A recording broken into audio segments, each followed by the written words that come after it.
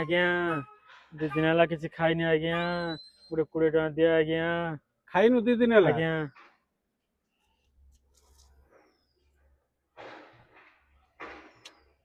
ମୋ ପାଖରେ ପଇସା ନେରେ ଗୋଟେ କାମ କରିବା। ଆଜ୍ଞା ଚାଲ ମୋର ସାଙ୍ଗ ଗୁଡ଼ା ଅଛନ୍ତି, ଭଲ ଭଲ ସାଙ୍ଗ ଗୁଡ଼ାକ ବଡ଼ ବଡ଼ ଲୋକ, ତାଙ୍କୁ ମାଗିବା ଚାଲେ ଆଜ୍ଞା ହେଲା। ଆଜ୍ଞା ଚାଲ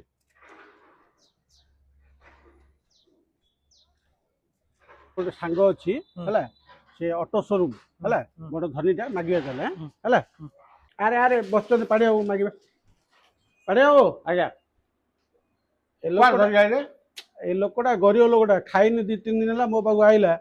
ବୋଲ ଚାଲେ ଆମର ବଡ଼ ବଡ଼ ସେଟ୍ ଗୁଡ଼ା ଅଛନ୍ତି, ସାଙ୍ଗ ଗୁଡ଼ା ମାଗିଦେବି ହେଲେ ବୋଲି ତାକୁ ଧରି ଆଇଛ। ଦିଅ ତାକୁ କେତେ ପଇସା ଦିଅ।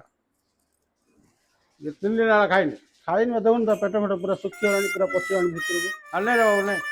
50 ଟଙ୍କା ଗୋଟେ କଣ ଆଉ ଦଉଛ? କଣ, ଆଉ କଣ? ଆରେ ଏଡେ ବଡ଼ ଲୋକ ଗୋଟେ ଯେ 50 ଟଙ୍କା, ଗୋଟେ ସୋରୁମ ମାଲିକ ଯେ ଖାଇନି 50 ପରା, ଯେ ଗୋଟେ 1000 ଟଙ୍କା ଦଉନ। ଯା 1000 ଟଙ୍କା ଦେଇଦି। ଦଉନ କଣ ସରିଯିବ ନା କଣ? ଦିଅ 1000 ଟଙ୍କା ଖାଇବ ମରିବନି। ଦିଅ ଦିଅ ଦିଅ ତାକୁ ଦିଅ ଦିଅ। ଏଇଟା କାହିଁ ରଖୁଛ? ଏଇଟା ଦିଅ। ହଁ ଚାଲ ରେ ଚାଲ।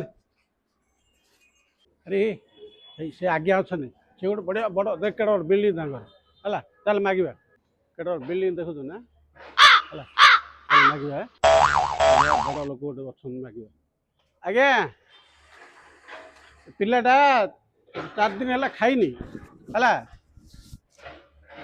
ତାକୁ ଗୋଟେ କେତେ ପଇସା ହେଲେ ଦିଅ। 100 ଟଙ୍କା ଗୋଟେ କଣ ଦଉଛ ମ, ଏଡେ ବଡ଼ ଲୋକ ହେଇକିରି? ସେ ପଇସା ଦିଅ, ସବୁ ଯାକ ଖାଉ। ଧରେ ଧରେ। ହଁ ଏଡେ ବଡ଼ ଲୋକ ହେଇଛ, ଗୋଟେ 100 ଟଙ୍କା 50 ଟଙ୍କା ଦଉଛ କି? ଏଡେ ବଡ଼ ବିଲ୍ଡିଂ କରୁଛ, କଣ ତମକୁ? ଚାଲ ଚାଲ ଯିବା। ବୁଲୁ ବସିଛି ମାଗିବା। ସେ ଆମ ବଢ଼ିଆ ପିଲାଟା, ସେ ଦବ। ଏ ବୁଲୁ, ଆରେ ପିଲାଟା 3-4 ଦିନ ହେଲା ଖାଇନି, ଭୋକର ଅଛି, ମାଗୁଥିଲା। ଆଉ ଗରିବ ପିଲାଟା ତ, ଦେ ଗୋଟେ କେତେ ପଇସା ଦେ ତାକୁ, ଖାଇବ। ବୁଝିଲୁ ନା? 100 ଟଙ୍କା ଗୋଟେ କଣ ଦଉଛୁ? ଦେ ଗୋଟେ, ଯୋଉଟା 2-3 ହଜାର ଦେ, ସବୁ ଦେ, ଧରେ ଧରେ। ଆଉ ଦବୁ ନା, ଗୋଟେ ଏତେ ବଡ଼ ଲୋକ ହେଇଛୁ, ଗୋଟେ 100 ଟଙ୍କା ଦଉଛୁ। ହେଲା କି ରେ? ଚାଲ। ଆଚ୍ଛା କାହିଁରେ କେତେ କାଲେକ୍ସନ ଲା କାହିଁ ବାହାର କଲୁ ଦେଖିବା। ଭଲ କାଲେକ୍ସନ ହେଇଛି ତ। ଜବର କାଲେକ୍ସନ ହେଲା। 7-8 ହଜାର ଟଙ୍କା ହେଇଗଲା। ହଉ ଭଲ ହେଲା। ହଉ ତୋ ପାଖରେ ଖାଇବାକୁ ନଥିଲା ପରା, ନେ 20 ଟଙ୍କା। ଆପଣ ସବୁ ନେଇଯିବେ, ମତେ 20 ଟଙ୍କା ଦେବେ।